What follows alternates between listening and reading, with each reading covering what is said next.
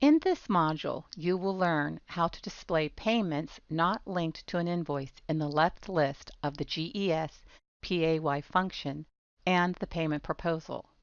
You will offset or match the open invoice items, unallocated payments, and payments either received or issued. Benefits include increased customer satisfaction and efficiency. An unallocated payment is any partial payment of an amount that is owed either to the Sage X3 user or by a Sage X3 user that has no reference to a specific invoice or order. If the Sage X3 user receives a payment from a customer or sends a payment to a supplier without making reference to a specific invoice, it can be designated as an unallocated payment. Unallocated payments or receipts should not be mistaken with down payments or prepayments that are linked to an order. Unallocated payments have no such link and do not involve VAT. Under the following circumstances, you will not be able to match an invoice to an unallocated payment. In GES PAY or PAY PRO PAL, when the amount of the unallocated payment exceeds the open item invoice, or when the amount of the unallocated payment corresponds to the invoice open item amount. In this case, matching must be done in the manual or automatic functions. If the transaction cannot be completed, you will receive an error message saying null amount. It will appear in GES PAY and there will be no match between payment and invoice. Additionally, in the PAY PRO PAL function, no payment will be processed.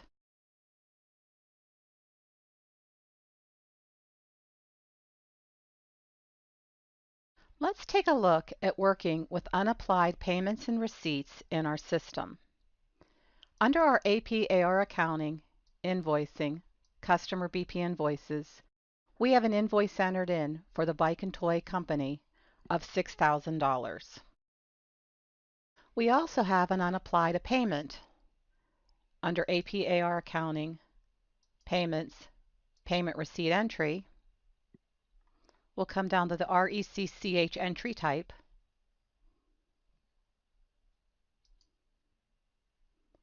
And notice that we have an unapplied entry. It is not going against any open items.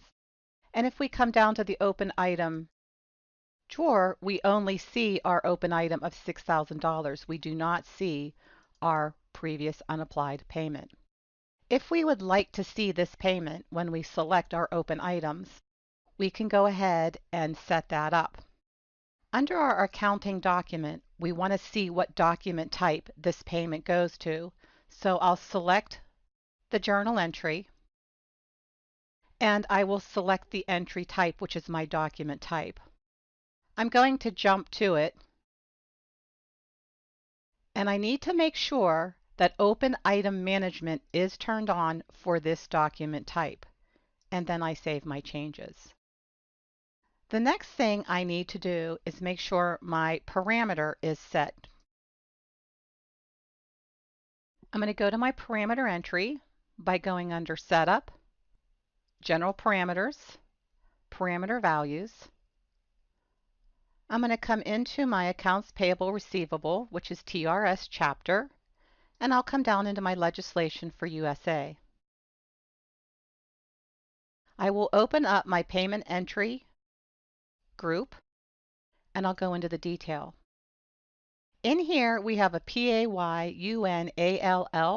for unallocated payments. I'm going to change this to a yes. And then I'm going to OK my change, click OK, and save my changes.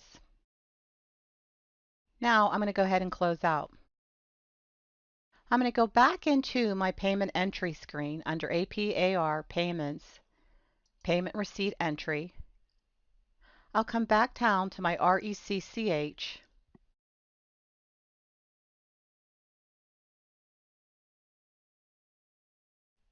And I'm going to enter in a new payment. It'll be for my site NA011 and my business partner NA012.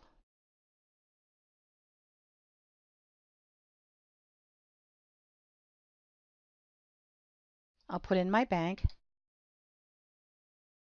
And now when I click on my open items, notice I will see my original invoice as well as my unapplied payment.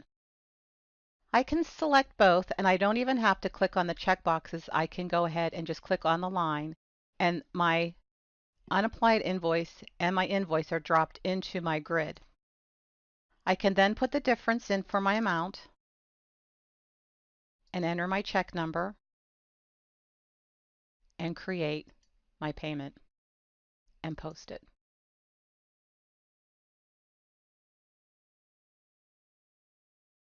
And now you can see that I've been able to match up my unapplied payment with my invoice when I did my second payment.